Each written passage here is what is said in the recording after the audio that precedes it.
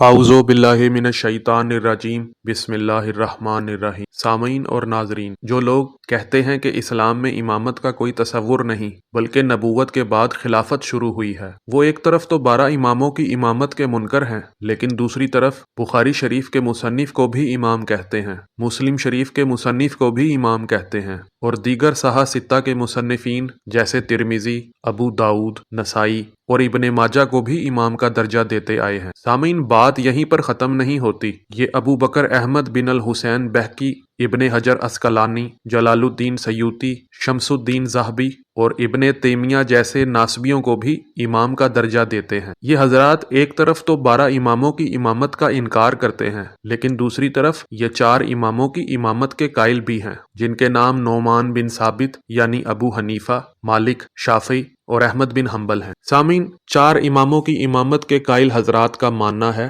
کہ ان میں سے کسی ایک امام کی بھی تقلید یعنی پیروی کی جا سکتی ہے، اور ان کے نزدیک چاروں اماموں میں امام اعظم ابو حنیفہ ہیں۔ ان حضرات کا یہ دعویٰ ہے کہ ابو حنیفہ اپنے دور کے سب سے بڑے مناظر تھے۔ سامعین، پچھلی ویڈیوز میں ان حضرات کے خود ساختہ امام ابو حنیفہ کے علم کلام یعنی مناظرہ میں مہارت کے بلند و بانگ دعووں کا پول، امام جعفر صادق علیہ الصلوۃ والسلام، ان کے فرزند ارجمند امام موسیٰ کاظم علیہ الصلوۃ والسلام، ان کے محب بہلول دانا امام جعفر صادق علیہ الصلوۃ والسلام کے شاگرد رشید فضال، امام جعفر صادق علیہ الصلوۃ والسلام کے ایک اور ہونہار ناسبیوں کے لیے ننگی تلوار حاضر دماغ مومن طاق کے مناظروں سے کھول کھول کر دکھاتا رہا ہوں۔ سامعین، کتاب احتجاج تبرسی میں جلد 3 میں امام جعفر صادق علیہ الصلوۃ والسلام کے باب میں صفحہ 185 میں لکھا ہے کہ ابو جعفر مومن طاق کا ابو حنیفہ کے ساتھ کئی مرتبہ مناظرہ ہوا،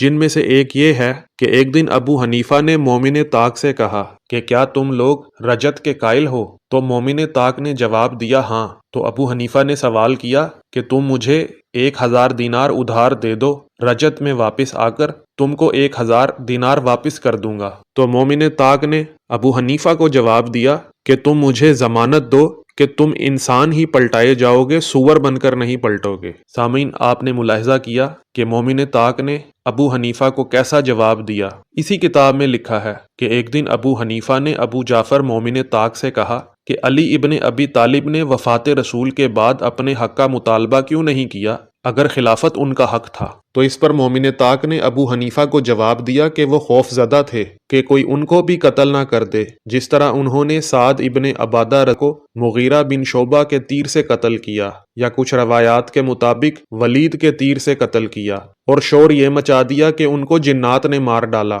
سامعین، اسی طرح ابو حنیفہ ایک دن مومن طاق کے ساتھ کوفہ کی ایک گلی میں جا رہے تھے۔ وہاں ایک اعلان کرنے والے نے اعلان کیا کہ مجھے گمشدہ بچے کا پتہ کون بتائے گا؟ تو مومن طاق نے کہا کہ ہم نے کسی گمشدہ بچے کو تو نہیں دیکھا، ہاں اگر گمشدہ بوڑھا چاہیے تو اسے یعنی ابو حنیفہ کو لے جاؤ۔ سامعین، جب امام جعفر صادق علیہ الصلوۃ والسلام کی شہادت ہو گئی تو ابو حنیفہ نے مومن طاق کو دیکھ کر ان پر طنز کیا اور کہا کہ تمہارے امام کو موت آ گئی۔ یہ سن کر مومن طاق نے ابو حنیفہ کو جواب دیا کہ ہمارے امام کو موت آ گئی ہے، مگر تمہارے امام یعنی شیطان کو قیامت تک مہلت دی گئی ہے۔ جی سامعین، آپ نے ملاحظہ کیا کہ ابو حنیفہ نے جب مومن طاق پر طنز کیا تو مومن طاق نے ابو حنیفہ کو ایسی دھول چٹا دی کہ اس کے بعد ابو حنیفہ کی بولتی بند ہو گئی۔ سامعین، اس روایت کو بہت سے شیعہ مصنفین نے اپنی کتابوں میں نقل کیا ہے۔ شیخ عز الدین ہلی نے اپنی کتاب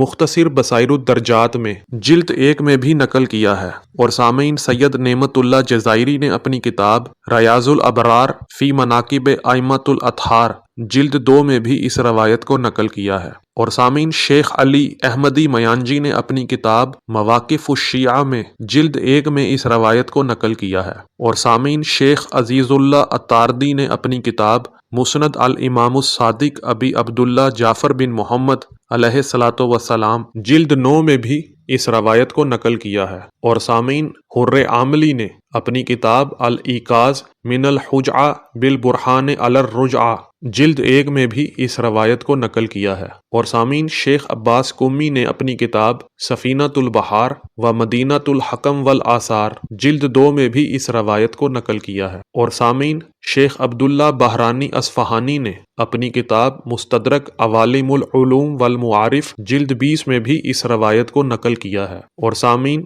شیخ علی احمدی میانجی نے اپنی کتاب مکاتیب الائمہ جلد 4 میں بھی اس روایت کو نقل کیا ہے۔ اور سامعین، باقر مجلسی علی اللہ مقامہ نے اپنی کتاب بحار الانوار جلد 75 میں بھی اس روایت کو نقل کیا ہے۔ اور سامعین، ابن شعبہ حرانی نے اپنی کتاب تحف العقول میں جلد 1 میں بھی اس روایت کو نقل کیا ہے۔ سامعین، انشاءاللہ مزید ویڈیوز میں ابو حنیفہ کی علمی لیاقت کا پول شیعہ اور غیر شیعہ کتابوں سے کھولتا رہوں گا۔ اگر آپ کو ویڈیو پسند آئی ہے تو ویڈیو کو لائک کریں، اور اگر آپ نے ہمارے چینل مبلغ اعظم مشن اور ہمارے دوسرے چینل بلینڈ آف ہسٹری کو سبسکرائب نہیں کیا تو چینل کو سبسکرائب کر لیں۔ اور اگر آپ عقیدہ رجعت کے بارے میں مزید تفصیل معلوم کرنا چاہتے ہیں تو ہمارے چینل بلینڈ آف ہسٹری پر اس موضوع پر ایک ویڈیو موجود ہے، وہ ملاحظہ کیجیے۔ السلام علیکم ورحمۃ اللہ وبرکاتہ۔